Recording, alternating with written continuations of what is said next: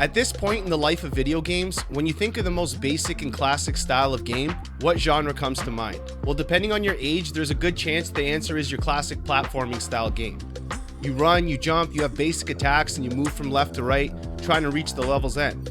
However basic this may be, there's been enough innovation in the formula that it still holds up today, and many games, even with the move to 3D, still maintain this gameplay loop and style.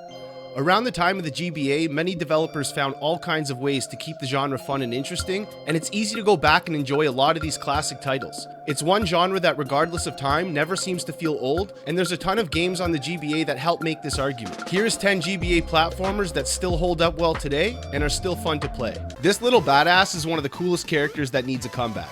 Jazz Jackrabbit is a mix of platforming and run and gun style shooting. It features linear levels that have various hidden areas and secrets if you can find them. A truly cool lead protagonist that, next to Bugs, is definitely the coolest rabbit ever. You get a large variety of different guns that all function quite different from one another. Jazz has this edgy Ren and Stimpy, this is goofy but for adults vibe that I really love. The levels and environment are creative and enjoyable to explore.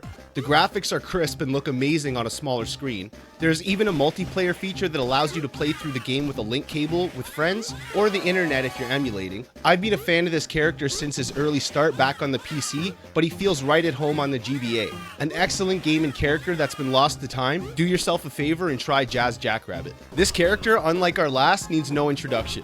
Spider-Man has a multitude of games released on every console, ranging in quality from horrible to spectacular. However, due to the times, you don't see the wall crawler make many 2D appearances nowadays. Thankfully, this amazing game exists, and I can tell you with 100% certainty that it's one of the best games to ever have the Spider-Man name attached to it. Ultimate Spider-Man was released across multiple handheld and mainline living room consoles. However, the GBA version is one of the best.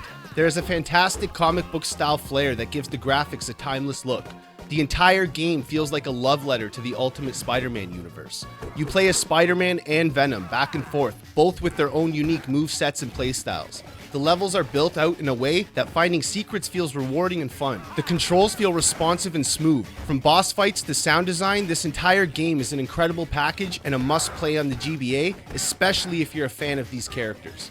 Next up is another character famous for their amazing acrobatics, and that is the Prince of Persia. Another game that saw mainline living room console releases, but also had its own separate handheld versions. This game is a callback to the original games that started the IP off way back when.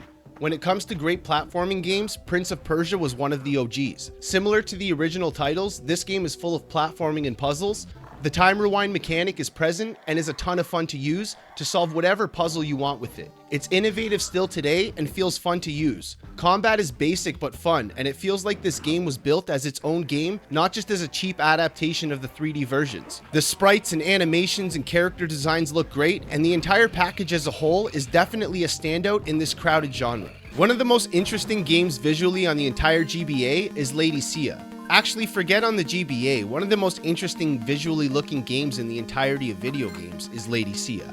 The art on display here looks like a mix of comic book meets cartoon sketchbook, and I say that in the most endearing way. The levels and vistas on display in this game are original and unique. A strong female protagonist, which is always welcome in my books, that you use to navigate this beautifully hand-drawn looking world. The fighting feels engaging and there is a good mix of sword and magic attacks at your disposal. Of all the games on this entire list, this one feels the most original and really has its own identity. Although it doesn't do anything completely unique gameplay-wise, it does do everything it does very well.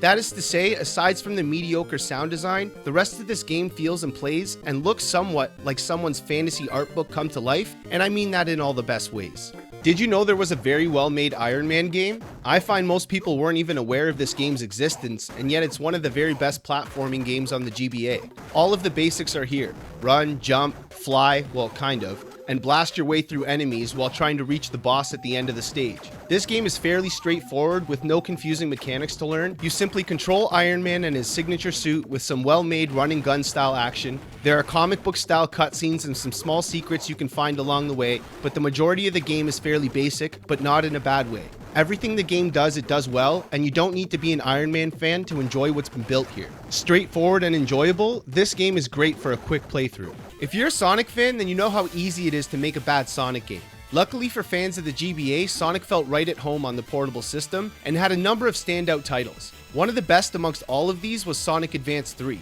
Building upon what the previous two Advance titles got right and wrong, this game felt like the formula perfected. The standard speedy gameplay is there, but with some added team mechanics and abilities, this one felt perfect to me. Multiple playable characters, lots of interesting zones, classic colorful Sonic visuals, and even an option for multiplayer were all part of this exceptional package. The basic Sonic formula hasn't changed too much over the years, but this game shows exactly why that is. If it ain't broken, don't fix it. And this one is far from broken. This is one of the best Sonic games of them all in my opinion, period. Go play Sonic Advance 3. Another character that made its way to Nintendo from previously direct competitors was Crash Bandicoot coming over from Sony. When thinking back on any Crash game, including this one word comes to mind: variety. Crash Bandicoot 2 Entranced has so much unique level and enemy designs that visually it's impossible to ever get bored. Not only a variety of visuals, but the variety of game mechanics. Platforming levels, running levels, escaping levels, vehicle segments. The gameplay stays fresh with its sheer amount of variety. Lots of collectibles, secrets, and hidden paths give the game so much replayability as well. You would think making the jump from console to handheld would hurt or hinder the gameplay, but it doesn't. Not even in the slightest way. You get the full Crash Bandicoot experience here. No part of this game feels dated. You can pick up and play this right now and have a great time. I wasn't sure whether to include this game on this list because it's such an obvious choice, but on the offhand that you didn't know, Wario Land 4 is not only one of the best platformers on the GBA, but one of the best titles on the entire console. Non-linear levels full of multiple paths and secrets, unique abilities that feel like the devs were on drugs when they designed them. I don't mean this in a negative way, I'm just saying they're very unique. The game is full of collectibles, mini games, and hidden pathways to discover. The graphics are stunning and the animations are so smooth and crisp. The difficulty is perfect. The game manages to be challenging and forces you to think without ever crossing over into that "this is frustrating" territory. All the game's elements work together to keep you fully engaged, and the entire time you're playing you feel great. I literally can't say enough good things about Wario Land 4. It is literally close to perfect. If you haven't played it, you really should.